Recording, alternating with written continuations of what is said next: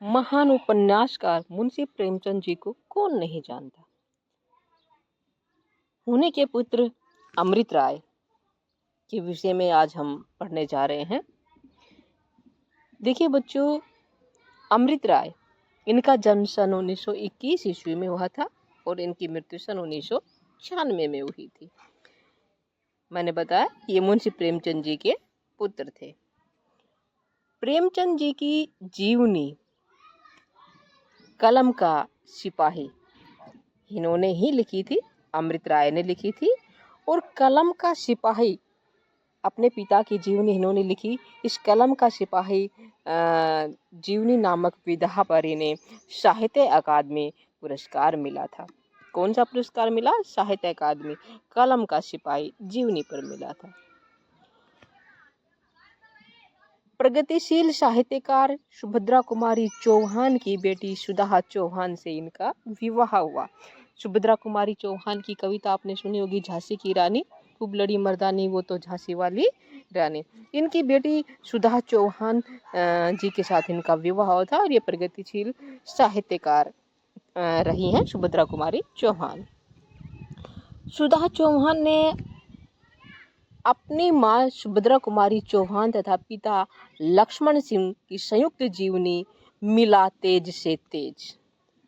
देखिए यहाँ पे एक और प्रश्न निकल के आ रहा है कि मिला तेज से तेज, ये पहले परीक्षा में आया हुआ भी है कि ये जीवनी किसने लिखी थी? सुभद्रा कुमारी चौहान ने।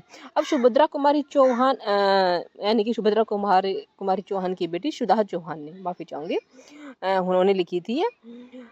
सुभद्रा कुमारी चौहान के पति का नाम लक्ष्मण सिंह है और ऐसे आ सकता है कि सुधा चौहान के पिता का नाम क्या है, तो आप क्या बताओगे?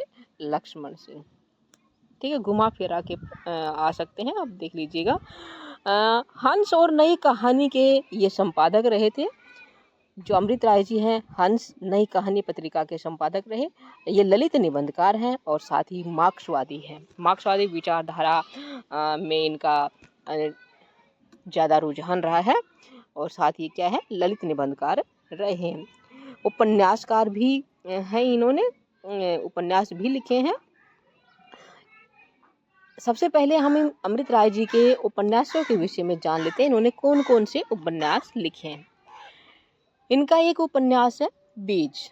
बीज उपन्यास किसका है? अमृत राय का। नागफनी का देश, ये भी इनका उपन्यास है। हाथी के दांत, सुख दुख। देखिए, बीज, नागफनी का देश, हाथी के दांत, सुख दुख, ये अमृत राय जी ने उपन्यास लिखे। उसके बाद आते हैं इनके नाटक। कौन कौन से नाटक लिखे हैं अमृत राय जी ने? देखिएगा, शताब्दी, हम लोग, चिंदियों की एक झालर, चिंदियों की एक झालर, ये अमृत राय जी का नाटक है। शताब्दी भी इनका नाटक है, हम लोग भी इनका नाटक है। उसके बाद आती हैं अमृत राय जी की कहानियाँ। साथ साथ आप कमेंट करते रहिएगा, उत्साहवर्धन भी करते रहिएगा। आप कमेंट करोगे तो बहुत अच्छा लगेगा, उत्साहवर्धन होगा। इनके कहानी संग्रह हैं तिरंगा कफन, व्यथा का सरगम, ये दो इनके कहानी संग्रह है। उसके बाद आती हैं अमृत राय जी की जीवनी। जीवनी के विषय में मैंने आपको बताया कि कलम का सिपाही, ये अपने पिता पर लिखी जीवनी है और इस पर इन्हें साहित्य अकादमी पुरस्कार मिला है। निबंध, कौन कौन से निबंध लिखे हैं अमृत राय जी ने? नया साल मुबारक, शोभित कर नवनीत लिए, ये भी इनका निबंध है। नया साल मुबारक है। और दूसरा कौन सा है?